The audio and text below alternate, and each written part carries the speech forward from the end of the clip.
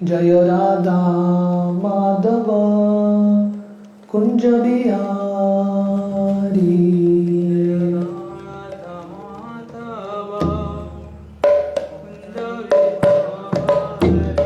जय राधा माधव कुंज बिहारी।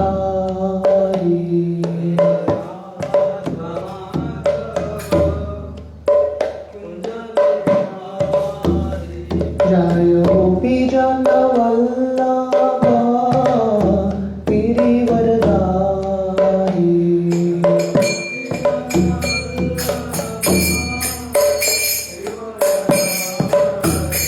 जय गोपी जन वल्लभ गिरिवरधारी।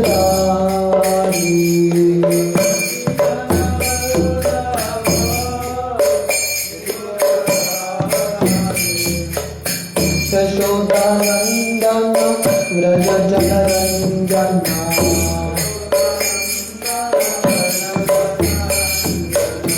यशोदानंदन व्रज जनरंजन।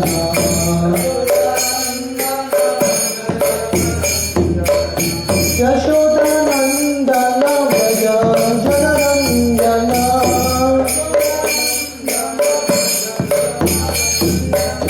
यशोदानंदन व्रज जनरंजन।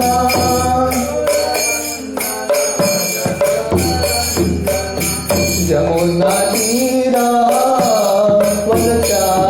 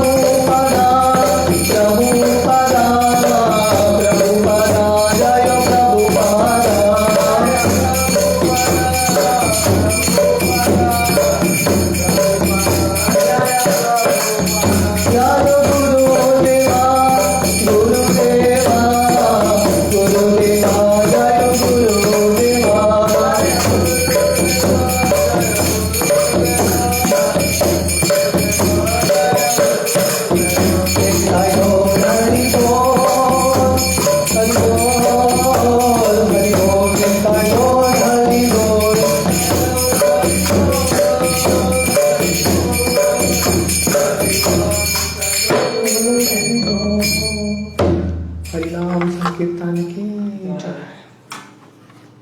ओम नमो भगवते वासुदेवाय।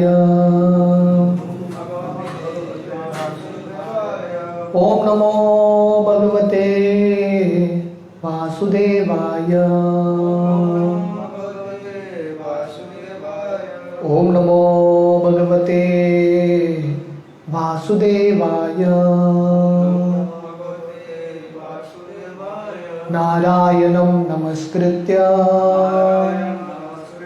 नरं चैव नरोत्तमं देवीं सरस्वतीं व्यासं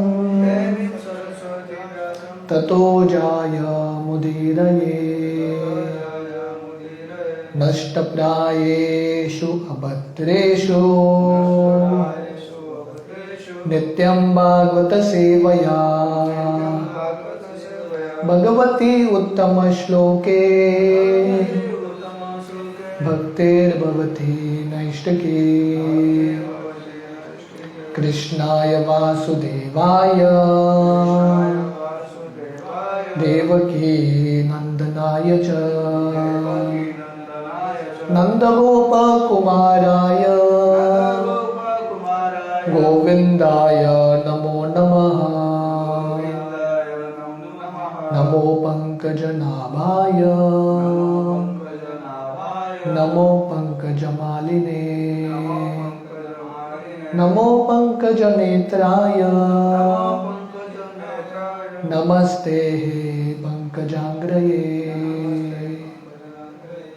हरे कृष्ण। तो हम श्रीमद् भागवतम का तीसरा स्कंद दूसरा अध्याय टेक्स्ट 25 आज डिस्कस करेंगे। वासुदेवस्य देवक्यां जातो भोजेन्द्र बंदने चिकीर्षोर भगवानस्य शम अग्गे याचित। Word to word. वासुदेवस्य of the wife of Vasudev, Devakyam in the womb of Devaki, Jatah born of Bhoj Indra, the king of the Bhojas, Bandhane in the prison house, Chikirshu for doing, Bhagavan the personality of Godhead, Asya of the earth, Shama welfare, Ajena by Brahma, Abhiyachitah being prayed for. Translation. The personality of Godhead, Lord Shri Krishna, being prayed to by Brahma to bring welfare to the earth, was begotten by Vasudev in the womb of his wife Devaki in the prison of the king of Bhoja. तो यहाँ पे ये पूरे अध्याय में उद्धव जी कृष्ण के अलग अलग लीलाओं का स्मरण कर रहे हैं। तो यहाँ पे बता रहे हैं कि जब ब्रह्मा जी जाके भगवान श्री कृष्ण से प्रार्थना करते हैं, धरती के कल्याण के लिए प्रार्थना करते हैं, उस समय कृष्ण देवकी के गर्भ में और वसुदेव जी से कंस के कारागृह में उनका जन्म होता है। Purport. Although there is no difference between the Lord's pastimes of appearance and disappearance, the devotees of the Lord do not generally discuss the subject matter of his disappearance. तो ये बहुत इंपॉर्टेंट विषय है।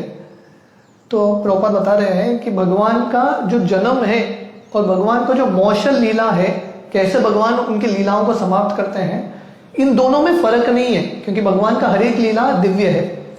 फिर भी जो भक्त हैं, भगवान का जो मौशल लीला है, भगवान कैसे अपने लीलाओं को समाप्त करते हैं, उसके बारे में चर्चा नहीं करते।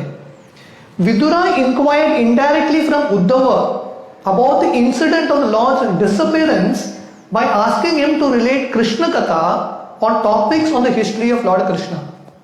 Actually, विदुर ने ऑलरेडी ये समाचार सुना है कि कृष्ण की लीला का समाप्ति हुआ है, कृष्ण अपने धाम चले गए।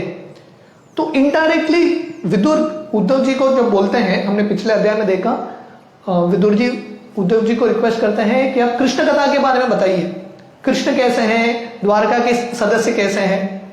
उद्धव को भी पता है कि कृष्ण का लीला समाप्त हो गया, पर उसके बारे में चर्चा नहीं करते। वो किसके बारे में चर्चा कर रहे हैं? कृष्ण के जन्म के बारे में चर्चा कर रहे हैं। तो प्रभुपाद बता रहे हैं यह भक्त का भाव है। भक्त हमेशा कृष्ण का जो सुंदर लीलाएं हैं उसके बारे में चर्चा करते हैं। कृष्ण कैसे अपनी लीलाओं को समाप्त करते हैं, कैसे उनका मौशल लीला होता है, उसके बारे में उनको ज्यादा आसक्ति नहीं है, वो सुनने के लिए उनको ज्यादा रुचि नहीं है। Thus Uddhava began the topics from the very beginning of his appearance as a son of Vasudeva and Devaki in the prison of Kansa, the king of the Bhojas at Mathura। तो पहले तो जैसे उनके मन में अलग अलग लीलाओं को स्मरण आ रहा था, कैसे कृष्ण ने पूतना का उद्धार किया, कैसे शिशुपाल का उद्धार हुआ, ये सब लीलाओं का स्मरण करते हैं। और अभी फिर से क्योंकि स्पॉन्टेनियसली उन्होंने काफी सारी लीलाओं के बारे में बताया, अभी सिस्टमैटिकली लीलाओं का वर्णन कर रहे हैं। तो यहां पे बता रहे हैं कैसे कृष्ण का जन्म होता है वसुदेव और देवकी से कंस के कारागृह में। तो जब अवसर मिलता है कृष्ण कथा बोलने के लिए, तो ये जनरल प्रथा है सिस्टमैटिकली शुरू करना, स्टार्टिंग फ्रॉम द बिगिनिंग। इसलिए हम देखते हैं 10वें स्कंद में भी जब सुखदेव गोस्वामी कृष्ण लीला का वर्णन करते हैं, आराम से शुरुआत से लेके वर्णन कर रहे हैं। The lord has no business in this world, but when he is so requested by devotees like Brahma, he descends on the earth for the welfare of the entire universe। तो भगवान का ये दुनिया में कुछ बिजनेस नहीं है कि नहीं, क्योंकि भगवान आध्यात्मिक जगत में है। ये दुनिया तो इतना बेकार दुनिया है, यहाँ पे भगवान को आने की क्या जरूरत है। इमेजिन करो एक व्यक्ति है जो बहुत अमीर है, राजा है, जो बॉम्बे में वो धारावी होता है ना, स्लम एरिया, वहां पे थोड़ी ना राजा जाएगा, उसके स्टैंडर्ड से बहुत नीचे है। तो भगवान कहाँ है आध्यात्मिक जगत में, जहां पे चिंतामणि है, कल्प वृक्ष है। भगवान वो धाम को छोड़ के ये भौतिक दुनिया में क्यों आते हैं? क्योंकि ब्रह्मा जी जैसे भक्त भगवान से प्रार्थना करते हैं। तो भगवान के अवतार के अलग अलग कारण है, पर उसमें से एक कारण है ब्रह्मा जी का प्रार्थना। जब भक्त विनती करते हैं, प्रार्थना करते हैं कि भगवान आप आइए, तब भगवान का आगमन होता है, भगवान का अवतार होता है। तो हमारी जिंदगी में भी जब हम प्रामाणिकता से भगवान का भक्ति करेंगे, प्रार्थना करेंगे, हमारी जिंदगी में भी, हमारे हृदय में भी भगवान का अवतार होगा।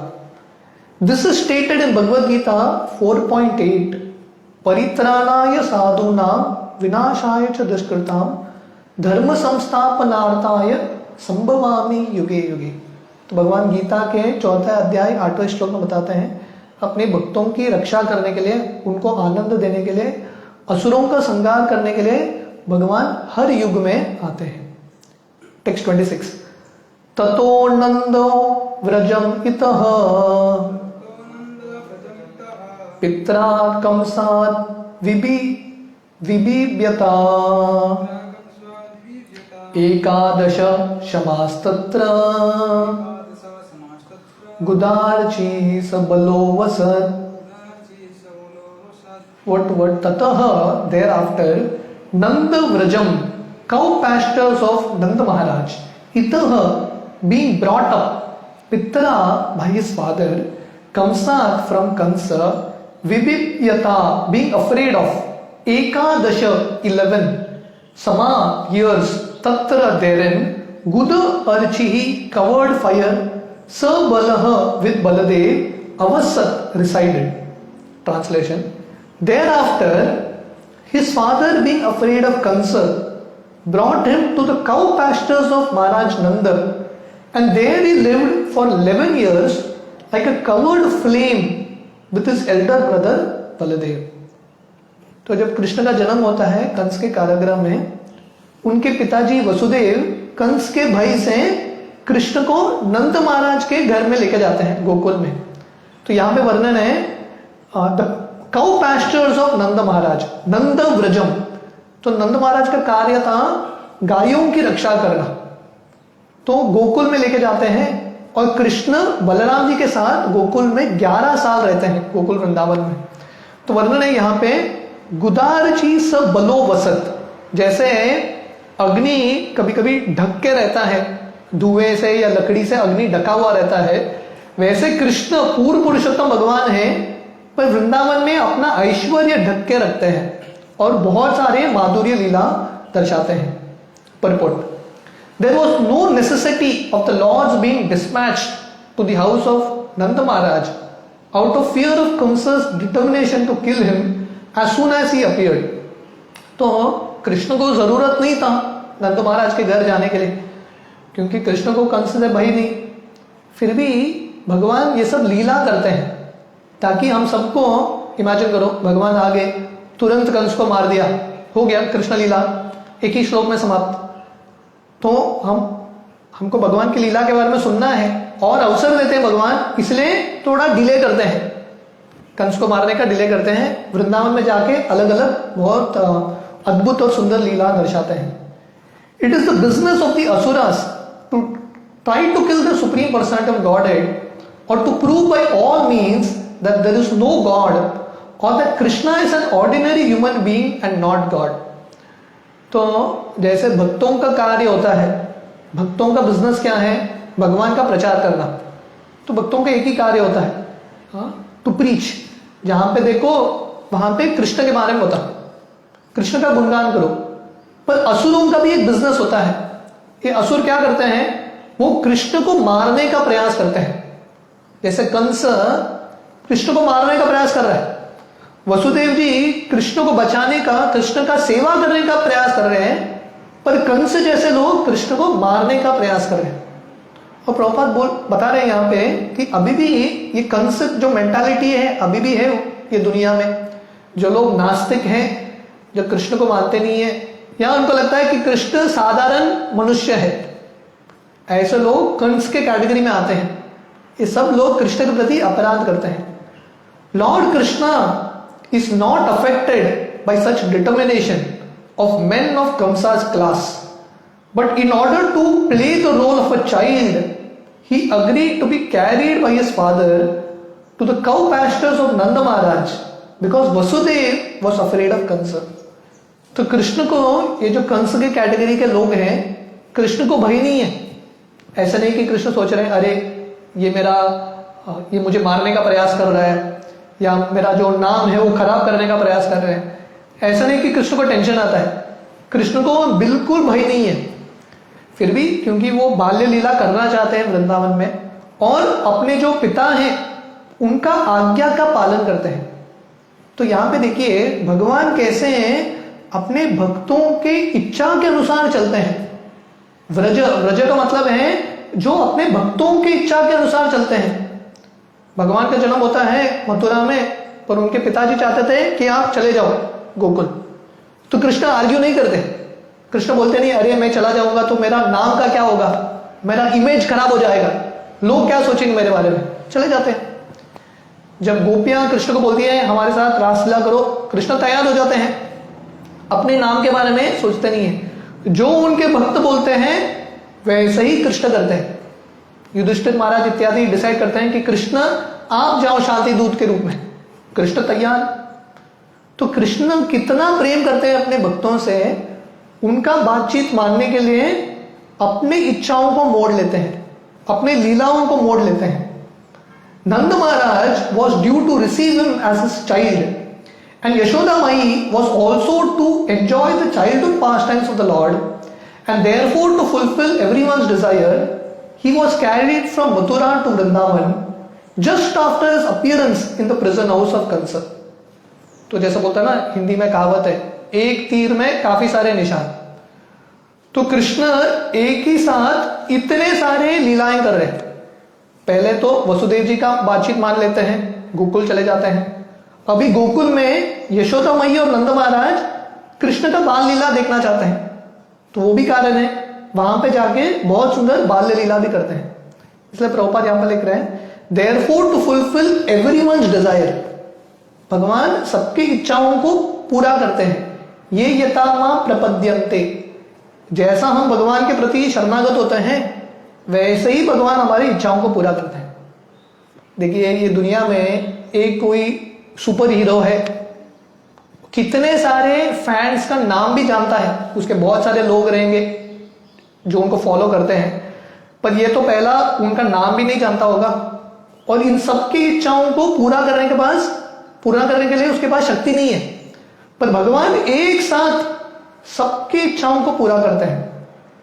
He lived there for 11 years and completed all his fascinating pastimes of childhood, boyhood and adolescence with his elder brother Lord Baladev, his first expansion. तो कृष्ण गोकुल वृंदावन में 11 साल रहते हैं और उनके जो बाल्य लीला हैं, कौमार अवस्था के लीला हैं, वो सब अपने भाई बलदेव के साथ करते हैं. Vasudev's thoughts of protecting Lord Krishna from the wrath of Kansa is a part of transcendental relationship. तो जैसा हम चर्चा कर रहे थे, तो ये भक्त का लक्षण है. भक्त कृष्ण को और कृष्ण के आंदोलन की रक्षा करना चाहते हैं. हालांकि वसुदेव जी जानते हैं कि कृष्ण भगवान है. जब कृष्ण जन्म लेते हैं, अपना चतुर्भुज रूप दिखाते हैं वसुदेव को, तो वसुदेव को पता है कि ये कृष्ण नारायण है. फिर भी उनका ये भाव है, इनकी रक्षा करना हमारा कर्तव्य है. इसलिए प्रभुपाद यहां पर लिख रहे हैं ट्रांसेंडेंटल रिलेशनशिप.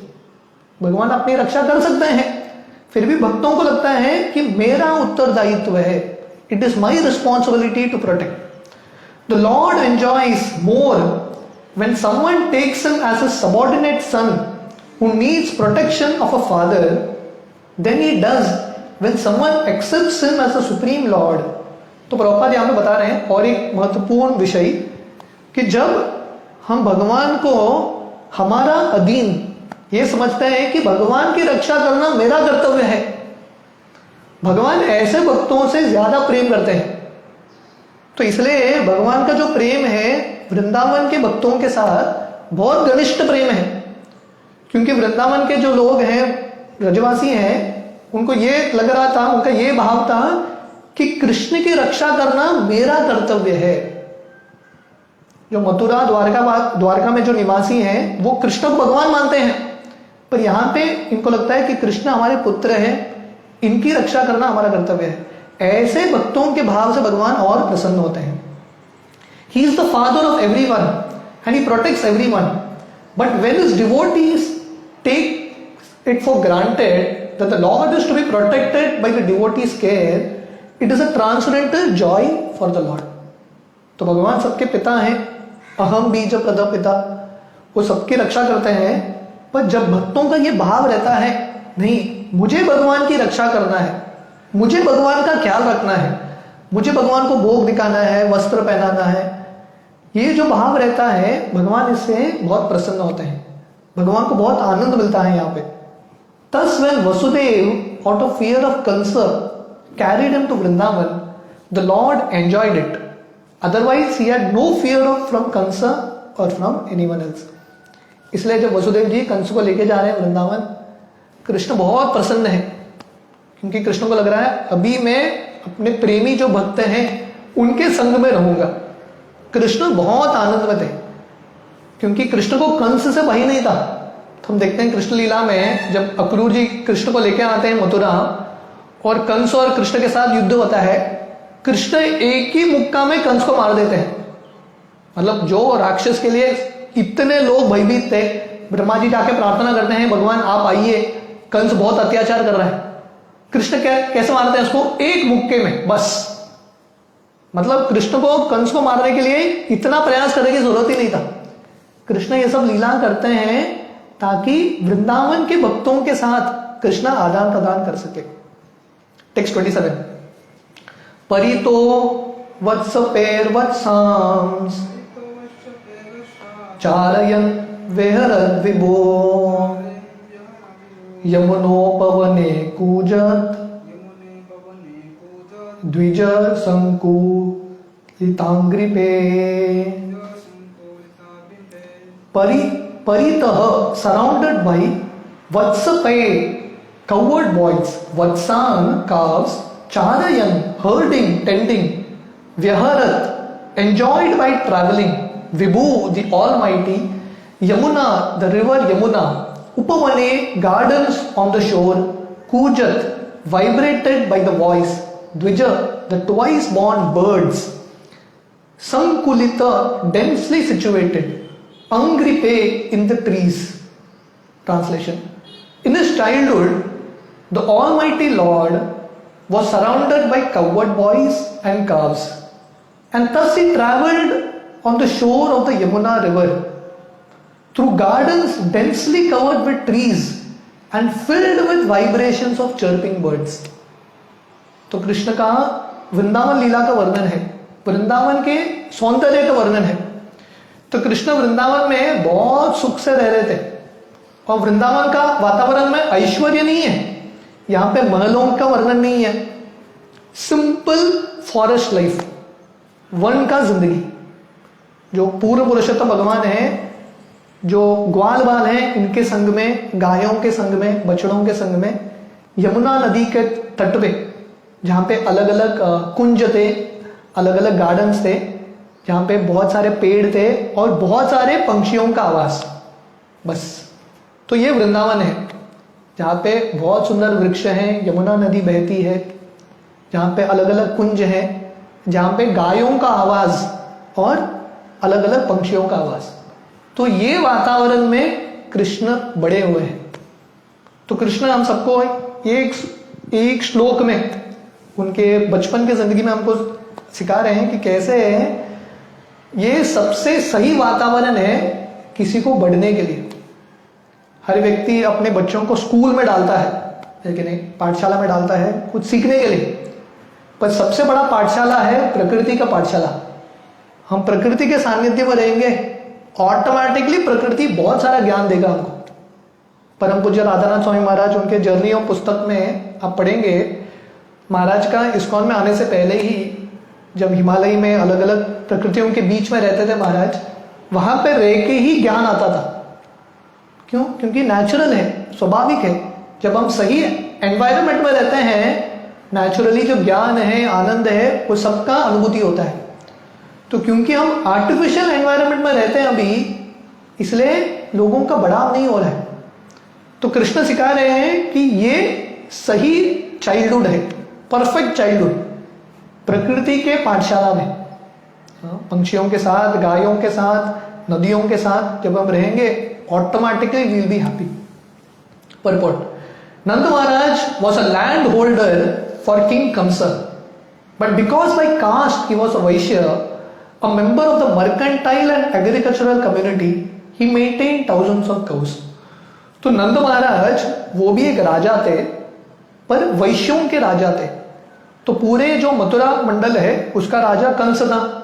तो कंस के अंदर अलग अलग लैंड लॉज होते थे। तो इसलिए जब अक्रूर जी आके कृष्ण को लेके जाते हैं मथुरा, उस समय नंद महाराज भी जाते हैं, क्योंकि साल में एक बार उनको जाके कंस को टैक्स देना पड़ता था, लैंडलॉर्ड, क्योंकि कंस राजा है, उनको टैक्स देना पड़ता था।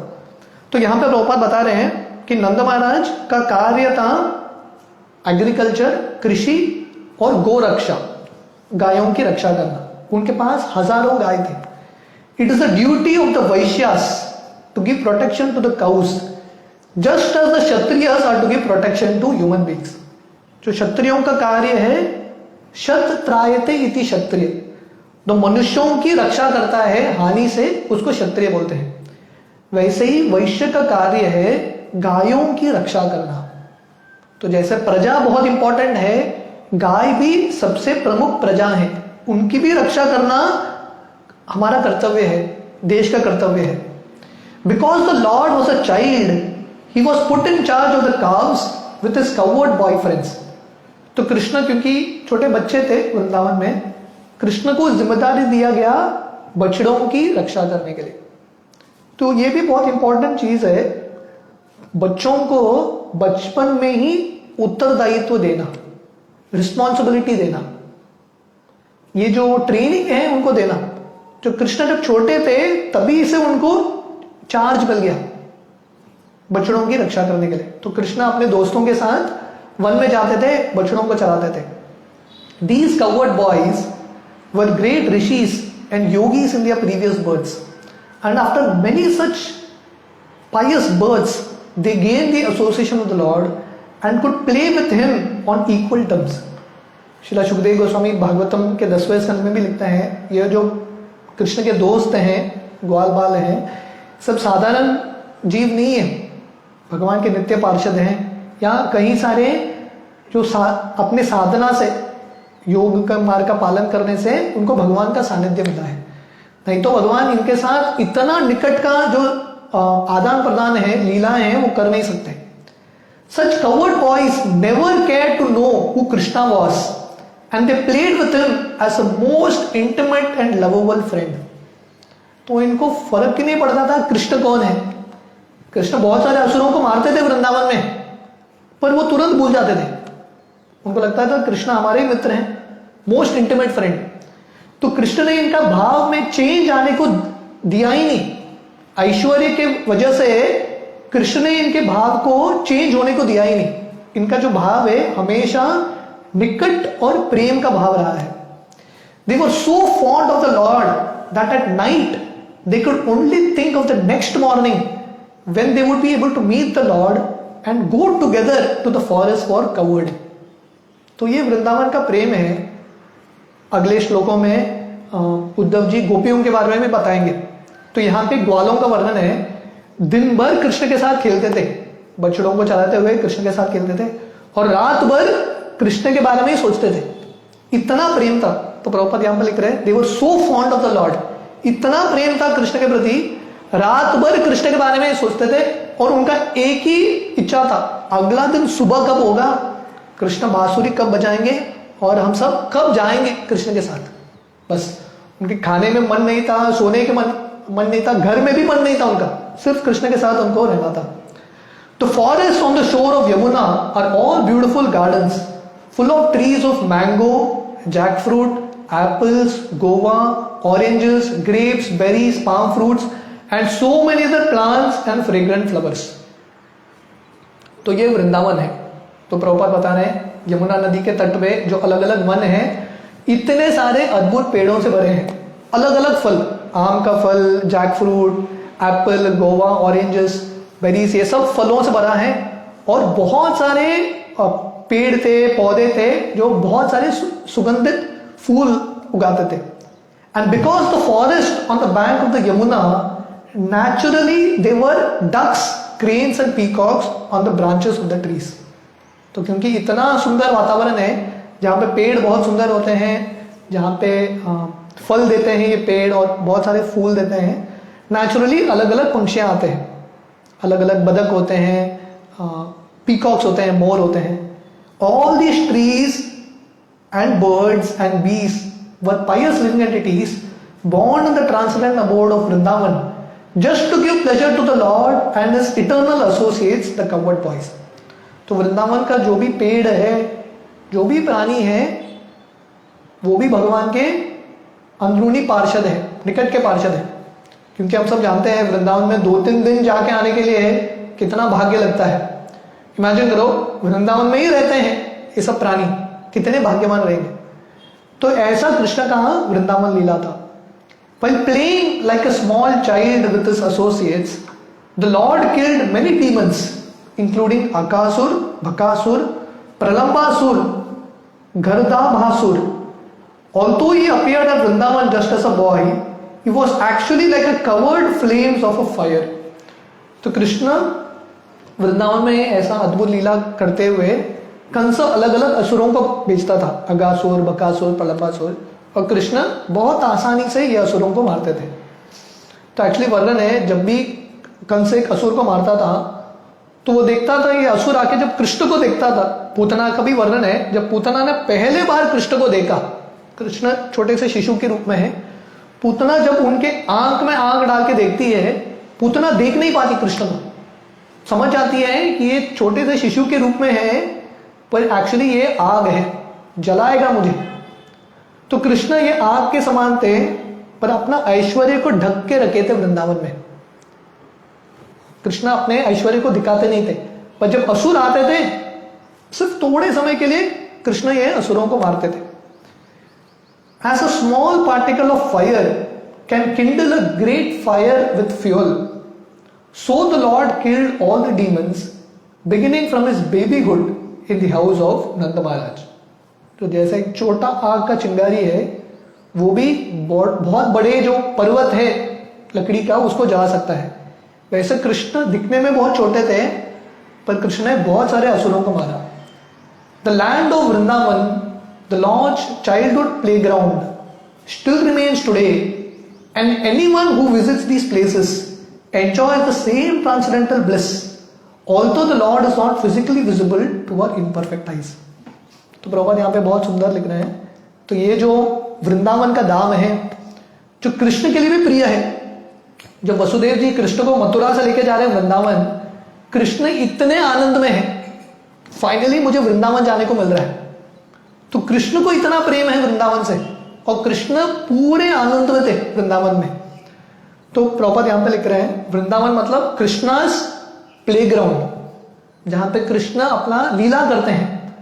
तो वो जो धाम है अभी भी उपस्थित है, और जो भक्त जाते हैं वहां पे कृष्ण के अलग अलग लीलाओं, जो लीला स्थली है उसका दर्शन करते हैं, वही जो आनंद उस समय व्रजवासियों को मिल रहा था, थोड़ा बहुत वो आनंद का अनुभूति होता है। हालांकि कृष्ण नहीं है, कृष्ण का दर्शन तो अभी नहीं होगा हमको, हमारा वो स्तर नहीं है, फिर भी वो आनंद का अनुभूति होगा। इसलिए हमारा जो भक्ति है उसमें एक प्रमुख चीज है, प्रमुख अंग है मथुरावास, अलग अलग यात्रा करना, ये सब धामों का दर्शन करना, क्योंकि वहां पे जाके we will experience that vibration. क्योंकि हम सब आए हैं भक्ति में, भगवान के जो प्रति प्रेम है उसका अनुभूति करने के लिए, एक्सपीरियंस प्राप्त करने के लिए। और ये जो एक्सपीरियंस है सबसे जो बड़ा एक्सपीरियंस है, जो घने मात्रा में ये सब धामों में मिलता है, और खासकर Vrindavan Dham. Lord Chaitanya recommended this land of the lord as identical with the lord and therefore worshipable by the devotees. तो इसलिए चैतन्य महाप्रभु बोले ये जो धाम है वृंदावन वो भगवान से अभिन्न है और भक्तों के लिए पूजनीय है। तो भक्तों को प्रयास करना चाहिए ये सब धामों में जाके भगवान की लीला स्थली का दर्शन करना। This instruction is taken up specially by the followers of lord Chaitanya known as Gaudiya Vaishnavas. तो हमारे जो गौड़ीय वैष्णव का ये सबसे प्रमुख उपदेश है चैतन्य महाप्रभु का गौड़ीय वैष्णवों के लिए कि वृंदावन धाम का आराधना करना। And because the land is identical with the Lord, devotees like Uddhava and Vidura visited these places 5000 years ago in order to have a direct contact with the Lord, visible or not visible. तो यहाँ पे ये जो अध्याय हम पढ़ रहे हैं, विदुर जी और उद्धव के बीच में जो संवाद है वृंदावन में होता है। कृष्ण का लीला का समाप्ति हो गया, कृष्ण चले गए, फिर भी उद्धव और विदुर वृंदावन जाते हैं, क्योंकि 5000 साल पहले भी इन भक्तों को पता था कि वृंदावन का महिमा। हालांकि उद्धव है द्वारका से, पर वो वृंदावन जाते हैं क्योंकि उनको पता है कि वृंदावन धाम इतना श्रेष्ठ है, कृष्ण है वहां पे या नहीं है, वहां पे जाके ही कृष्ण का अनुभूति होगा। Thousands of devotees of the Lord are still wandering in these sacred places of Vrindavan, and all of them are preparing themselves to go back home, back to God. तो प्रभुपाद बता रहे हैं तभी से 5000 साल पहले से अब तक इतने सारे भक्त वृंदावन में जाके भ्रमण करते हैं पागल की तरह। सूरदास, बिल्वमंगल ठाकुर, कितने सारे भक्त हैं, हरिदास, जो वृंदावन में जाके भगवान को प्राप्त करने का, भगवान का दर्शन प्राप्त करने का लालसा रखते हैं। तो इसलिए हम सबको भी प्रयास करना चाहिए जब भी अवसर मिले वृंदावन धाम जाना, एटलीस्ट वृंदावन के बारे में स्मरण करना, और इस तरह से हम भी भक्ति में प्रगति कर सकते हैं। और जैसे श्रील प्रभुपाद लिख रहे हैं, all of them are preparing themselves to go back home, back to God. तो ये हमारा तैयारी है, हमारा जो जिंदगी एक प्रिपरेशन है, ताकि हम जब हम शरीर छोड़ रहे हैं या वृंदावन कॉन्शियसनेस, वृंदावन की चेतना में हम शरीर छोड़ सके और फाइनली हमको गोलोक वृंदावन में एंट्रेंस प्राप्त हो। सो टेक्स्ट 28 से हम कल सुबह कंटिन्यू करेंगे। हरे कृष्ण।